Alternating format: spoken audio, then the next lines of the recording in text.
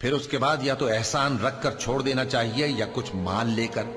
یہاں تک کہ فریق مقابل لڑائی کے ہتھیار رکھ دے۔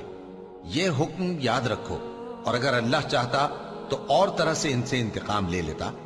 لیکن اس نے چاہا کہ تم میں سے ایک کو دوسرے کے ساتھ ٹکرا کر آزمائے، اور جو لوگ اللہ کی راہ میں مارے گئے ان کے اعمال کو وہ ہرگز ضائع نہیں کرے گا، بلکہ ان کو سیدھے رستے پر چلائے گا اور ان کی حالت درست کر دے گا، اور ان کو بہشت میں جس سے ان کو پہلے سے واقف کر دیا ہے داخل کرے گا۔ اے اہل ایمان، اگر تم اللہ کی مدد کرو گے تو وہ بھی تمہاری مدد کرے گا اور تم کو ثابت قدم رکھے گا، اور جو کافر ہیں ان کے لیے ہلاکت ہے، اور اللہ ان کے اعمال کو برباد کر دے گا۔ یہ اس لیے کہ اللہ نے جو چیز نازل فرمائی انہوں نے اس کو ناپسند کیا، تو اللہ نے ان کے اعمال اکارت کر دیے۔ کیا انہوں نے ملک میں سیر نہیں کی